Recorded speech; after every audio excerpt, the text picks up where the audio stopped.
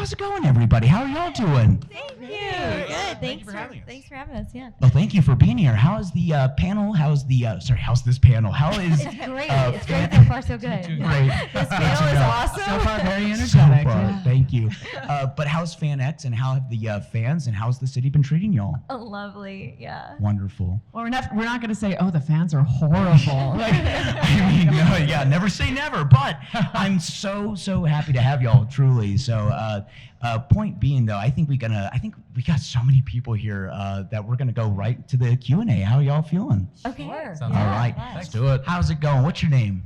My name's Rylan. Hi, I'm such a big fan of all of you guys. I was wondering, what is your guys' favorite line to say as far as like most dramatic or most funny, just in anything you're in?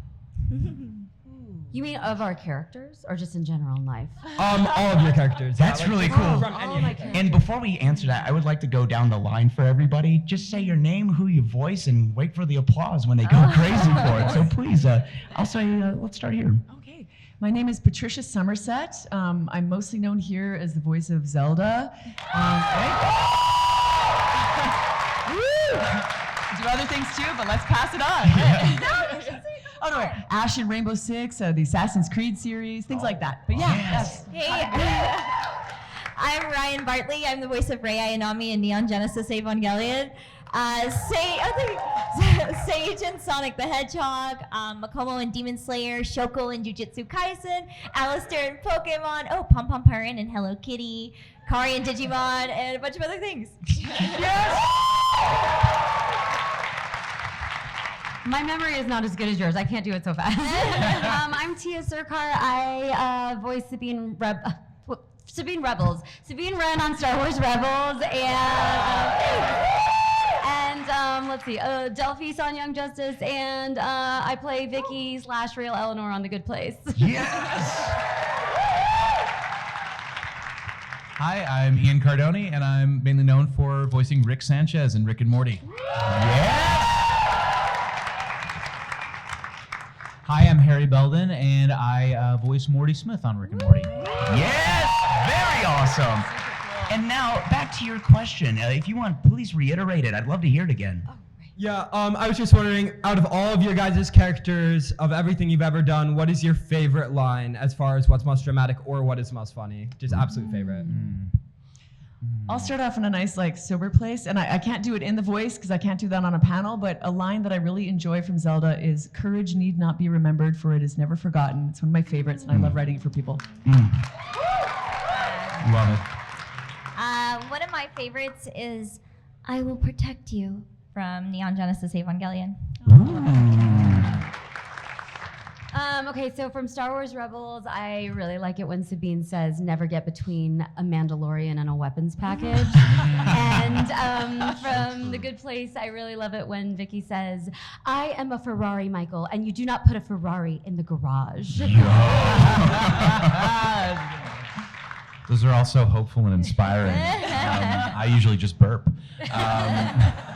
No, I had a line from last season that was, "We're old and I have puke mouth." And that's a fun one to bring it out. It's every still now and inspiring. I felt then. inspired. Yeah, it means you can do anything. Yeah, it does. For me, I changes day to day, right? But I think lately I've been very partial to from this last season, where Morty gets mad at the Observer, and he's like, how about you tee up this clip of me kicking your ass? And then he murders him. Thank you so much for your question. Give it up again, everyone. Wonderful. Hi, my name's Eva. My question is obviously for Patricia, if you can't tell. My question is, what was it like giving a voice to a character that's been so iconic in gaming for years and years and years? I feel like that answer would change day to day. It has been an evolving, wild ride for 7 years. It's been so much fun, so touching to meet fans all over the place. I actually think that you guys are the best part of doing this, because recording it was one thing, and then being able to sort of live, travel around, and meet all of the fans of this franchise has been a whole nother part of it that I've loved so much. Like this, like bringing incredible cosplay and everything.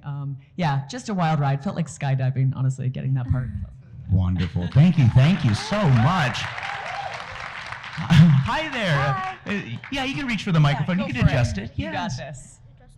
Yeah, there you go. Okay. My name's Christian, and so I was just wondering, in any of movies, what was your guys' like favorite episode you ever made? Favorite episode of like a project you made, or favorite like best of. I can go. Yeah. For in Star Wars Rebels, recording wise, I think Trials of the Darksaber was my favorite, just because it was so. Thanks. It was so challenging. Sabine is. For those of you who know Sabine, she's doesn't allow herself to be very emotional, aside from maybe just like rage and anger. So to be able to be vulnerable but still be strong and with courage and strength, and she I went to places that I hadn't gotten to go on that show before, so that's a special one for me. Awesome. Cool. Anyone else? I had a blast recording on Mort Rickon from the last season of Rick and Morty. It was a really big fight scene between Rick and Rick Prime, and that was just really challenging as an actor to achieve the blood sounds in the mouth and beating myself up for both sides of that fight. So Fill your mouth with water or something, or? Oh, water wouldn't have done the trick. We had everything. So I had fruit leather, I had potato chips, I had, just depending on whether we wanted a crunch or a blood sound. Wow. So we do honey in the mouth, whatever it was, just guzzling honey, and just. I have a script page from that recording session that is still spattered with just spit and junk from that. But that was really memorable and fun, and hopefully it translated. It did. It absolutely did. Anybody else? Just a burning favorite I'll episode? copy Ian's answer. On Mort Rickon was my favorite to record as well, because I got to play Evil Morty. He got to play Rick Prime. I got to play Evil Morty. We had to be our evil counterparts of our main characters. So it was just, it was a really cool episode. And I mean, that episode is almost entirely Rick's and Morty's. So it was a lot of fun to record and took quite a while. Awesome. I'm gonna say, so in Hunter x Hunter I play Komugi, and I really like the last. I don't want to give any spoilers, but I like the last episode of the Komugi Meruem arc. Some people, you know what I'm talking about. Yes. Thank you. The boos have it. I guess in terms of episodes, because I don't do a lot of episodic stuff, but here's one. There's one episode of Star Trek Discovery that I got to do. It's a series finale of the final season, like the entire series finale, and I show up as Primarch Tahal. And so I'm going to say that one because it was the only one I got to do, and I got to visit the ship, and I was on there in full armor, and it was like one of those pinch me moments, just a pinch me moment. So yeah. Awesome. Patricia, thank you so much for your question. Give it up.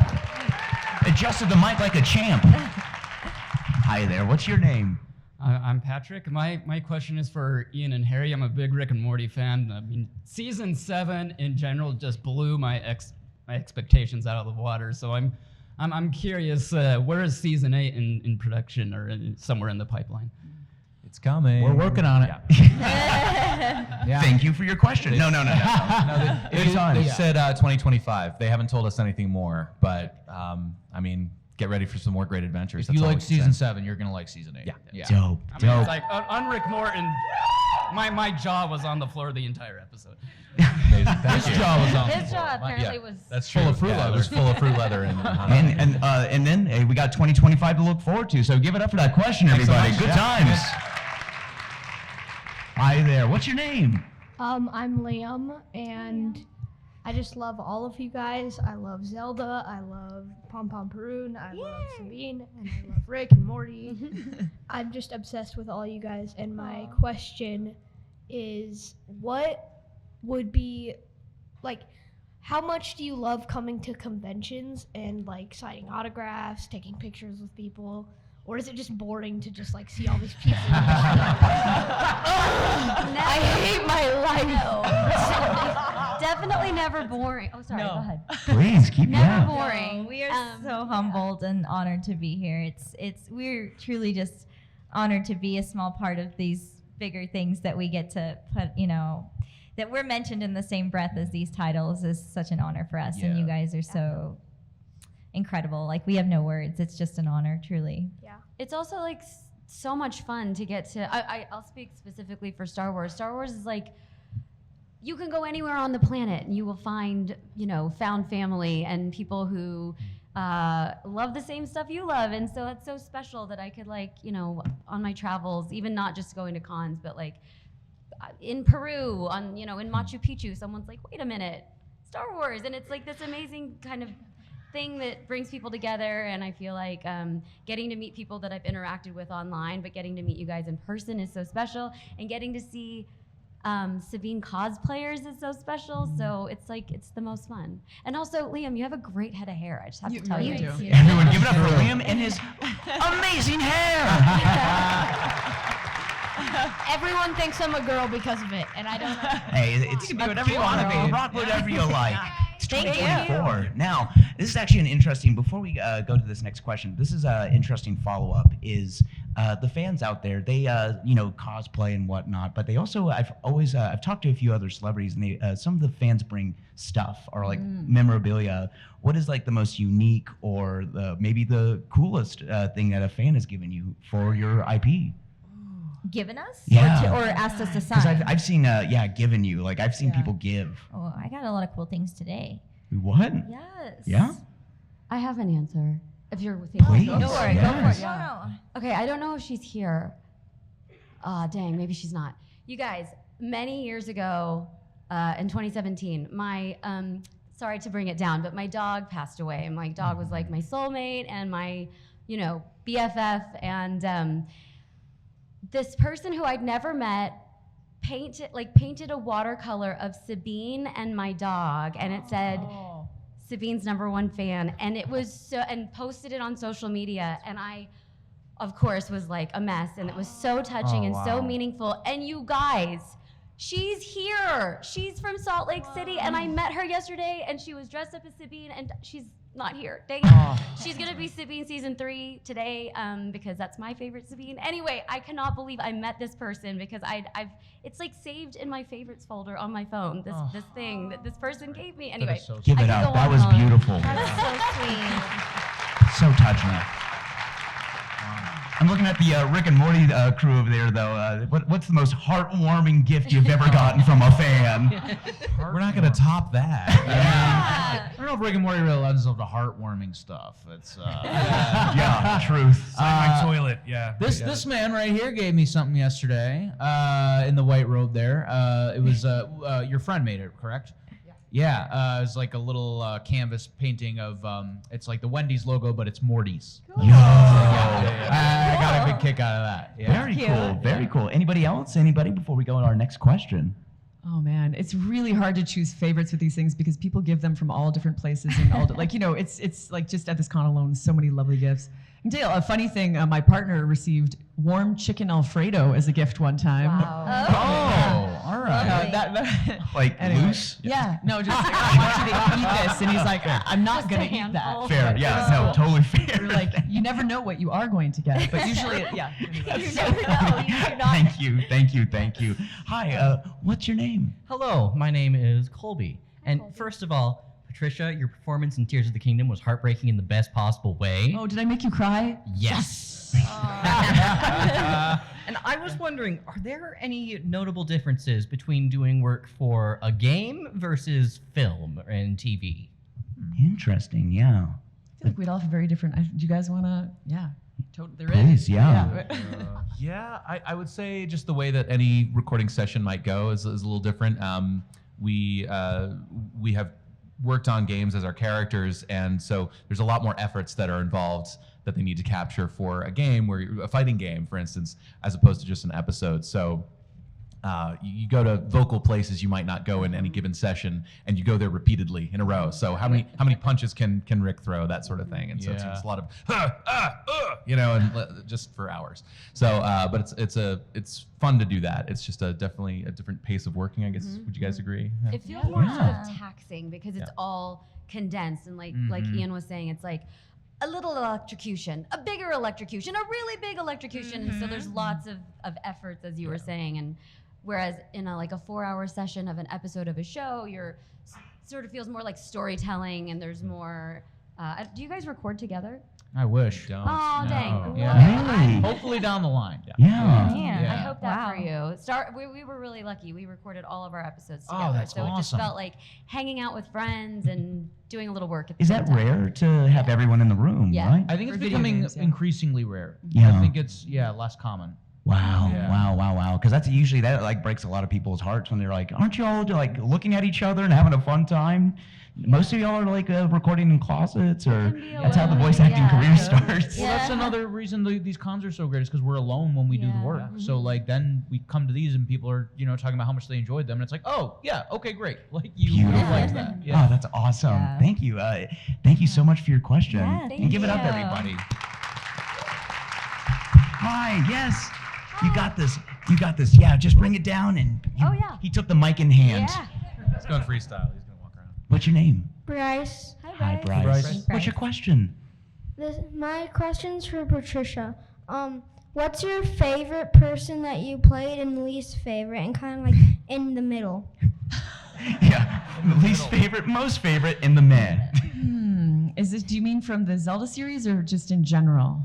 In general. Okay, there's things that I played that I would never ever do again on TV that were sort of like fictionalized versions of real life things that happen to people that they then like make into stories that you put on TV. And I'm like, I will never do that genre of work again, but I won't say exactly what it was. But it was like really, it was like, nope, no more of that. Favorite, Zelda's definitely gonna be one of those. Also, speaking of nice gifts, you gave me a necklace, and I gave you, we have a friendship necklace that both of us share after today. So we both have one half. Oh And I my just think that was a really Aw. nice gift. Everyone, give it up for That is Bryce. nice, Thank you so much, buddy.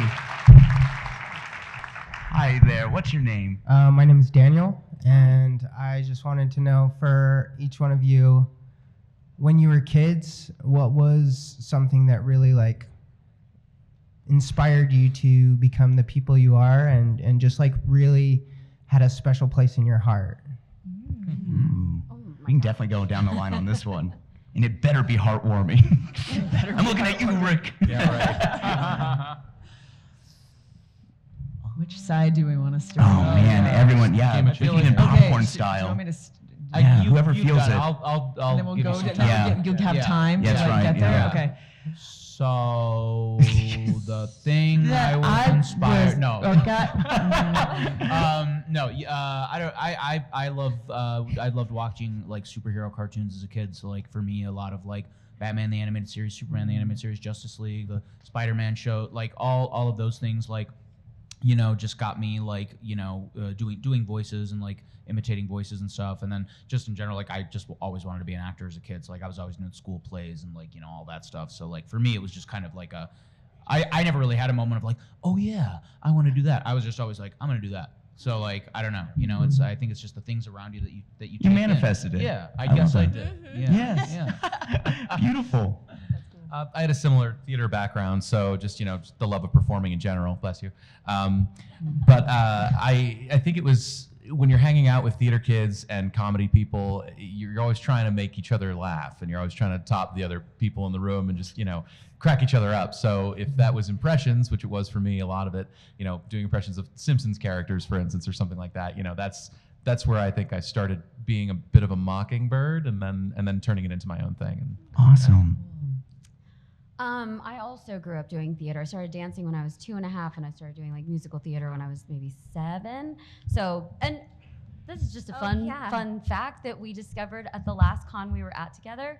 We grew up in the same part of Dallas-Fort Worth in Texas, and we attended the same performing arts school. Yeah. What? Yeah. At the same time? Or Yeah, What? there's some crossover, And this con, by the way, was in New Zealand. New So we were in Zealand. New We Zealand, met in New Zealand. And we were like, I'm from Texas. I'm from Texas. And we know all the same people. Yeah. Anyway, sorry, I digress. No, that's really cool. Now you're like your best, like even more best friends now. Totally. Now it's fun to see a familiar face when we're on the Yeah. road. But yeah. Oh, go on. Oh, You no. weren't done, were you? I can be. No. No. I guess just people who inspired me. I grew up watching Friends. It was like where I saw these. I mean, I love all of the Friends, but getting to watch like Courtney Cox and Jennifer Aniston and Lisa Kudrow, these like amazing, cool, beautiful women be absolutely hilarious and get to like just being as funny as the boys and getting the same sort of character arcs and storylines and jokes as the boys, and I hadn't really seen that before, and to me that was so inspiring, and I was like, I want to do that. And so maybe Give it up. Ladies That's for an Friends. applause break right there. That's called an applause break. Love that. I don't know. I also grew up doing theater, so I took inspiration from a lot of different things that I would consume. I was really into Rugrats and Rocko's Modern Life and Fairly Odd Parents and Rocket Power and that kind of thing growing up. One of the funniest things is like when I was in middle school, I had these little magnets of Pom Pom Purin, who is my character on Hello Kitty. But they were actually supposed to be stickers. They were like glass stickers, and I put magnets on the back of them because I wanted to like keep them forever and like use them in all my lockers forever.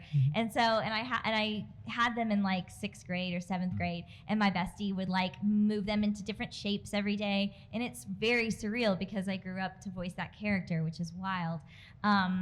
But yeah, I would think when I was a kid, I would think about like what he might sound like and that kind of thing. So, and I was a voice actor even as a child. I worked for Radio Disney, so I really We're all ears? wanted to do that. Yeah, Radio that's what I said. We're all ears. Yeah. What? Yeah, that was our tagline. You just know it. encompassed my 10 years of my life. There you go. There you go. Yeah, good memory. But yeah, now I take inspiration from film. I went to USC Cinema School, so I lean on a lot of like old archetypes and things that people would sort of like, but they don't remember why they like it, and it's sort of this like nostalgia thing. And so I draw inspiration from that. But all art. I mean, I love going to museums. I'm a big kind of art, like physical art connoisseur. I love art, so I love going to all museums all over the world. So I don't know, things inspire you, and we Art take it all in. inspires art. Yeah, it does. Love it it. does. I'm doing a thing this year where I try and write a poem every day. So yeah, Oh, just wow. as a little challenge to do something That's fun awesome. every day. Yeah. And So- last but definitely not least, your inspiration when you were younger to look into the future where you are now. Boy, I would say for my childhood, I grew up in rural Michigan, and I have 3 sisters, and we would all kind of sing and perform together at the local jamborees, and our family was super into bringing us all to people's houses, and we would sing harmonies and visit people who couldn't leave their houses and kind of cheer them up. So we had that performative element, but the thing I remember most, I think, is like Disney movies, playing with my sisters, and we'd have things like She-Ra, Princess of Power, but it would be like in our camp with no electricity, and we would just, we played outdoors all the time. And for me, to this day, that's something that I will always imbue my work with or put into, it's a really big inspiration. Lake Superior kind of made me, I think. That's awesome. It seems like play and still being inspired still keeps on, even from the past to where you are now. Like imagine in like a few more years where you're going to be at. I see bright futures for all of you. Take it from me, a rando. But give it up for our question here. Thank you. Hi there, what's your name? Yes, you have to adjust up. Here we are. You got it. Might be rare for that one. So my name is Lee. My question is for everyone, and I love asking voice actors this question just because it's fun and to get to hear the responses. So in terms of all theater, movies, video games, animation, all that, is there a specific dream role that you guys would love to portray one day? Ooh, a dream. Kermit the Frog. Yo! Putting it out there. That was so quick. Yeah. Love that. Yeah. Batman. Don't smatter that applause. That was saying, I think you can give it up. Oh. Let him be Batman. I could be Batman. This may be a deep dive, but I said I grew up dancing first and then acting, and I've never gotten to do both on film. On stage, yes, but I would love to play Lola in Damn Yankees. She's like a dream role. Oh my gosh. Yo. Yeah, I did play her. Whoa, Yeah, that's anyway, awesome. That's great. Yeah, I think that's fun. So I grew up. Do you guys know who Zeno Robinson is? He's a voice actor from My Hero Academia. Yeah. That one guy does. Yeah. He's very famous, more famous than I. But he does a lot of things. We grew up together, And yeah, we want to be Cloak and Dagger someday. Oh, nice. Put it out there. Yo. Call us. I just am happy to be working. I just love working. Love it. Yeah, I love working on new IPs too. That's really fun. That's Yeah. amazing. Thank you again. Give it up for that Yeah, question. yeah. Beautiful. Hi there. What's your name? Hi, my name is Spencer. Hi. Hi. Of course, thank you all so much for coming down here to this fun panel. It's always fun for me to find out who's going to be here. So my question, of course, is for Tiya. I'm a huge Star Wars fan. I watched all Star Wars Rebels. I feel like it was really what kind of led me to like really feel like the resurgence of Star Wars. I'm like, I love this, like all this new stuff, and it's like. And of course I just finished watching Ahsoka just a few months ago, and I gotta. Were you able to see the show yet? I have to be honest with you, I haven't seen the show yet. I've seen Star Wars Rebels, let me be clear. Yes. No, but I haven't yet. But I hear, from folks that I meet at cons and things, different, people's opinions and so. Yeah. Yeah, well, of course it was awesome. But yeah, it's like I think it'll be interesting to see where it was really cool to see where the character of Sabine went. And when you do get to see it, I hope you enjoy it just as much as I did in my life. Yeah, I'm glad you enjoyed it. I'm like Sabine's #1 fan, so I feel like any way that there's more Sabine, whether it's live action or animation or in literature, like however we can get more Sabine Wren, I'm happy. That makes me happy, yeah. Thank you so much for that question. Love it. Hi there. Love your cosplay. Hi, my name's Amber, and I have a question for like everyone. If there is, I can't speak.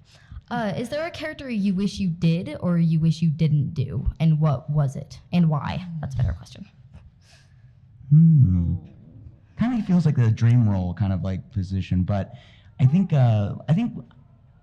which one are you most proud of? Again, that's. Well, I would say there are a lot of roles that you're up for and you simply don't get them, and you get close. It's actually really hard to be auditioning and get your avail checks and all that stuff, and it's like it comes down between you and another person, and then it goes the other way, and you just have to spoon feed yourself that for a while and come down. So that is really a very fascinating part of this job, is the auditioning process. So there are lots of roles that a lot of them are very NDA won't say, but yeah, several where you're like, oh my gosh, that was a hard one not to get. But then it works out, and then you're just like, yay, I'm working. No, I think you get the roles that are meant for you, and the ones that you don't book they weren't meant for you. That's just kind of the thing. It's like your journey is your journey and no one else's, and that's just kind of how it goes. But I really truly believe that you have to have a very solid and deep trust of the universe to do this. Dang, that's wise. That was beautiful. But No, it's also true. what Patricia was saying, there are, how many times do we have times where we're like, you're almost there, you think you're gonna get it, and then it doesn't go your way, and it's heartbreaking, and you have to sort of mourn the loss of it. Depending on the job. Some of them you really, really want, and you thought it was gonna go your way, and takes a little time to sort of shake it off. But I'll give you an example, since we haven't given any specifics yet. So I'll give you a specific example. This is so ridiculous, but I auditioned for the pilot of The Good Place. I auditioned to play Tahani. Wow. What? No, I tried my hardest. I gave it my best, and I was like, this is probably not good. And of course I didn't get the part, which is, I was bummed because Mike Schur is a genius, and I wanted to work on that show, and it was such incredible writing, but I was like, I wasn't right for it. And then I watched, the first episode, and I watched Jamila, who I wish was here this weekend, but Jamila played Tahani, and I went, oh, that's why I didn't get it. No, she's the perfect person for that role. So even though sometimes those really sting, sometimes you watch those things and go, well, it wasn't meant to be. It wasn't for me. And then I got to be on the show anyway, doing what I did. So it's all. And you see that community again. It's like a rising tide brings all ships, because we got to celebrate the victories for yourself, but for others as well. Because that's really cool. I love to see that. Yeah, I want to echo Patricia's message of gratitude. It's like once we land something, it's kiss the ground that anything worked. But I think the only thing that I would regret is an audition that I didn't submit. Not taking a swing at something. And yes, you have to sort of be judicious and see, is this really right? Is this going to hurt my voice? But you never know what is going to be the right role for you, whatever is in store in the universe. And so you want to take as many stabs at it as you can. So my only regrets are the ones that I, maybe just let fall by the wayside or just ignored, because you never know where any of these could lead. So. Yeah, Ian's absolutely right. Michael Scott said you miss 100% of the shots you don't take. Thank you so much for that question. Thank you. Give it up, everybody. Keep it going. Hi there. Hi, I'm Kylie, and I have a question for Ryan, and of course all of you. But in the whole Demon Slayer series, out of demons and demon slayers, who do you find the most attractive? Obito? No. I don't know. I really like what's her name, Mitsuri? Pink and green hair. Yeah, she's very pretty. I don't know. They're all really cool designs in their own ways. If I had to cosplay one, I think I'd probably pick Mitsuri because I love pink. When I booked Rom, I forgot to mention at the beginning, I'm Rom and ReZero, which is the pink-haired maid. I had my hair dyed pink for like 2 years after that. So. Wow, wow. But they're all very attractive. Thank you. Yes, cool designs. Everyone has a cool outfit.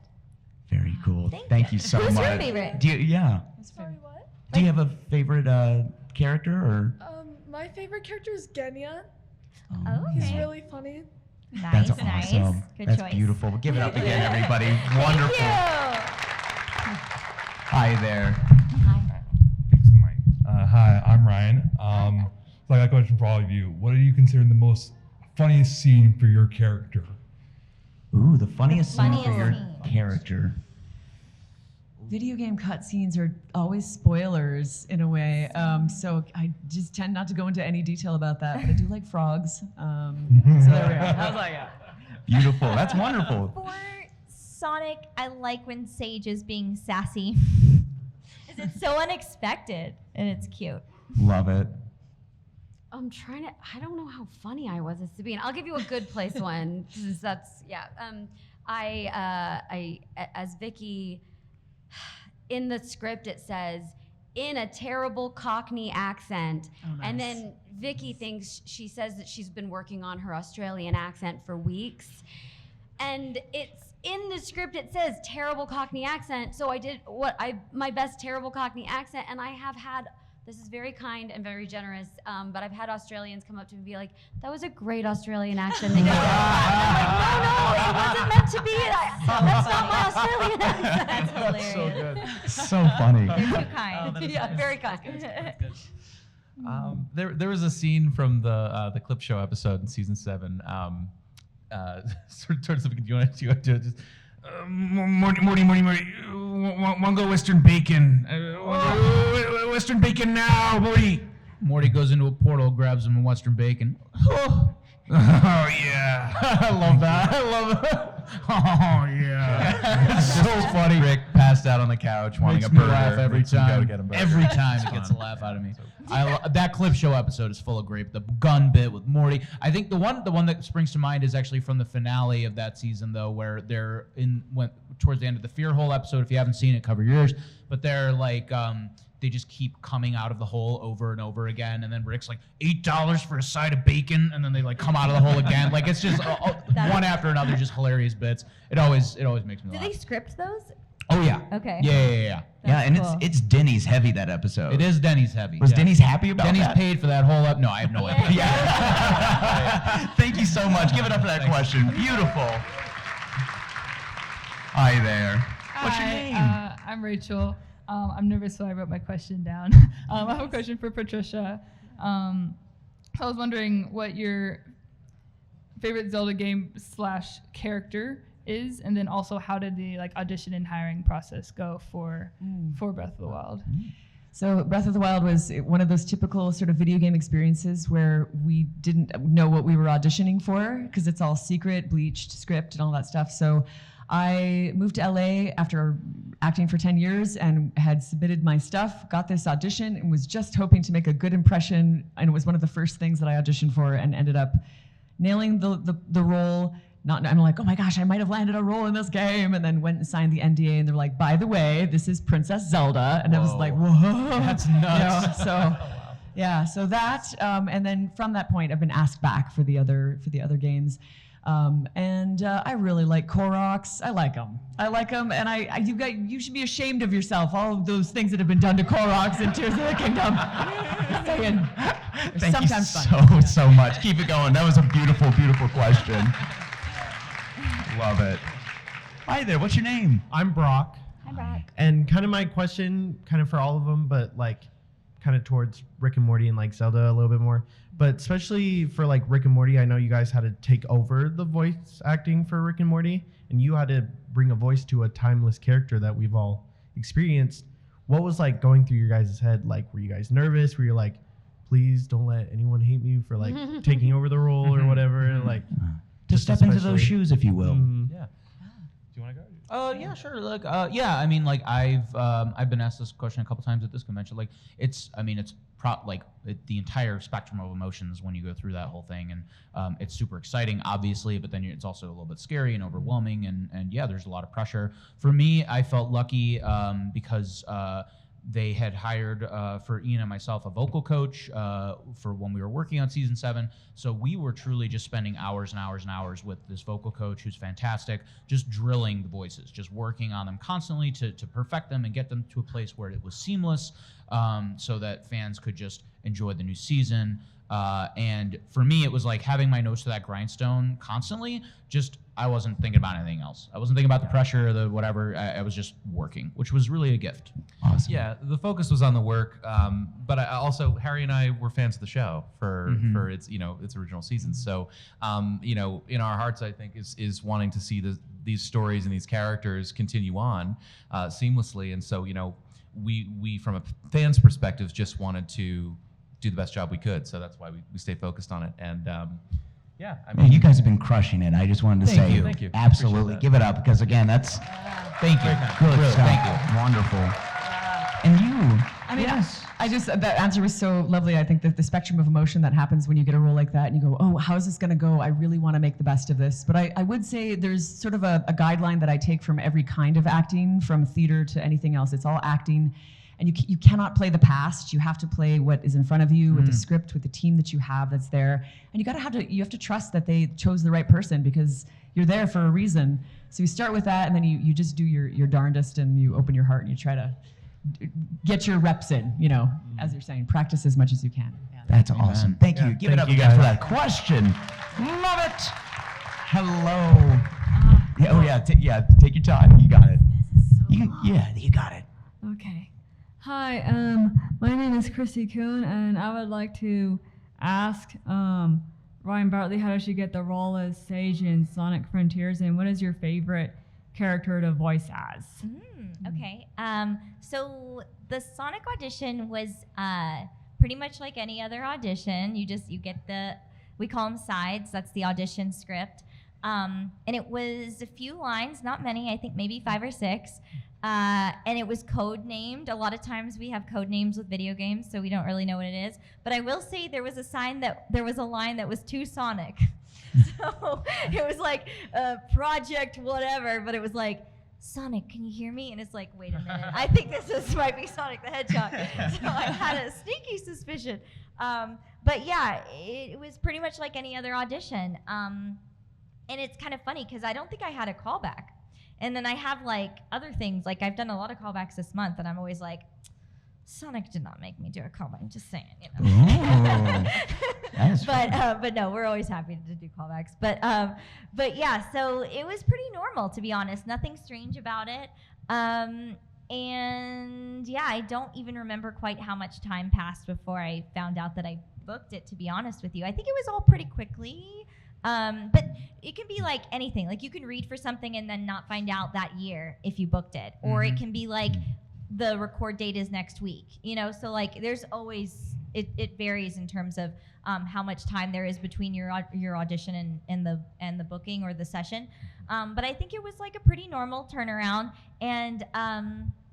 And then, yeah, your other question was, what is my favorite character? What's your favorite character to voice as? Yeah, I mean, it's hard to choose, but I will say Rei Ayanami from Neon Genesis Evangelion. Wonderful. Thank you. Thank you so much for that question. I love your cosplay. You look beautiful. Hi there. What's your name? My name's Eli. I'm a big fan of like all your games and shows. I just got one question. What is your favorite thing you voiced in?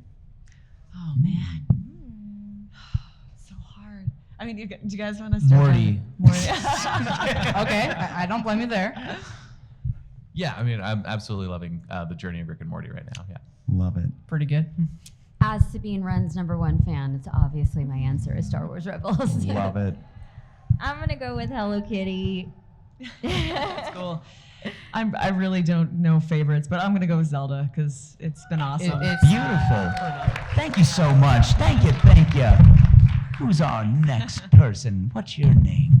My name is Jennifer, and I have a question for all you guys. When you guys do your voices for your characters, do you guys have the scripts in front of you, or do you read them and then remember them? Good question. That's a good question. So, yeah. Well, for video games, like, oh, did you want to start? No, I was please, saying, what's you your guys. process? What's your Please, no, process? yeah, Just yeah. tell us. Yeah. Let me pontificate. Why don't you guys start? No, it's what you guys do. Yeah, what are you guys doing? I'll start. Yeah. Okay. So for we usually have the lines in front of us for original cartoons, Western cartoons. You have your script in front of you. For anime, you have your script in front of you, but you also have to split your time looking back and forth between the animation. So in that case, you might kind of almost memorize the line, especially if it's really short. Then you might kind of quickly memorize it and then look up and do it with the sync.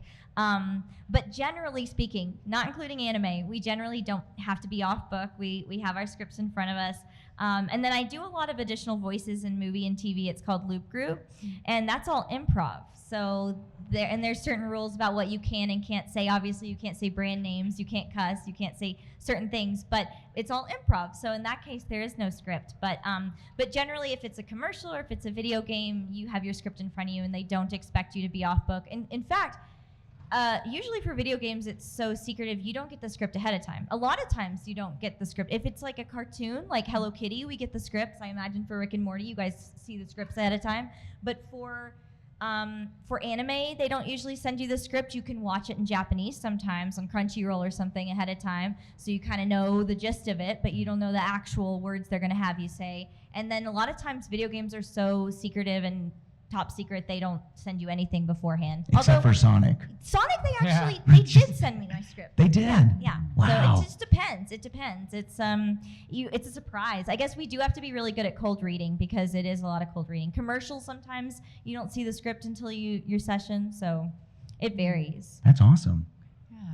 I think that crushed it. Oh, yeah, everybody was nodding. We were all looking at you going, yes. I would add But please. one thing to that, in that sometimes when you're watching a video game, you're watching the VO that you've done in a room, and sometimes you're watching performance capture. And when it's performance capture and somebody has to go into a studio and do put the little balls on with the little outfits, you're usually off book for that, You do have to be much off like book. TV film. Yeah, and it's facial capture. It's hard. Yeah, you do then have to be totally off book.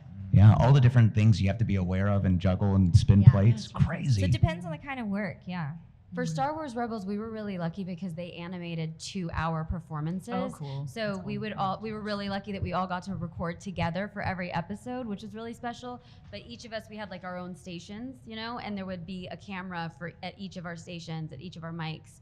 So then they would take our performances, send those to the animators, and then the animators would actually infuse our sort of facial expressions and emoting and use that in the animation. So that was kind of that's the cushiest way to do it. You don't have to match to anything. I'm so relieved they don't do that for us. The faces that we make to produce the sounds we have to. That'd be embarrassing. Yeah. It's like hours of you burping. Yeah, funny in the mouth, burping, belching. Those poor Wow. animators. And thank you so much for that question. Yeah, Thank that's a you. good Give it question. up. And Thank you. time is against us. We are literally at the last minute. And what I'd like to do actually is I'd like to have y'all have a chance down the line, because here at the Comic-Cons, just like y'all were saying, it's what an opportunity for all of y'all to talk to the audience, to have your audience talk to y'all. If you want to have any parting words, each down the line of just say whatever is at the top of your mind, appreciation or what not, but the floor is yours. And let's just say FanX is listening. Oh man, I feel like this is sudden pressure. I'll speak for me. I've enjoyed my weekend immensely, and it's just really lovely to meet you all in Salt Lake. There's been such amazing cosplay here, and we love you. That's it. Beautiful. Thank you guys for having us. Beautiful. I've never been to Utah before. It's my first time, and I'm having the best time. You guys have been so lovely. Everyone's so nice. The food is delicious. It's beautiful out there. So I'm having a great time, and it's so great to meet you guys, not just on the internet. It's really nice to see you in person. Yes. And last but not least, all of that. Thank you. First time in Salt Lake, first time at FanX. Hope to come back. It's great to meet you all. If a question pops into your head after this panel, come see us at the tables. Yes, yeah, so great to meet you all, and thanks for being so wonderful this weekend. Thank you. Thank you. Yes. And with that, FanX, please give it up one more time for our celebrity voice actor panel.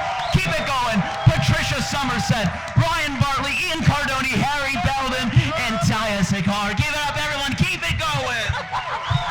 That's our panel. Enjoy the rest of your con. He's not here. Don't worry about it. Don't worry about it. Nobody cares about. We don't need to hear from Morty. Oh, thank you.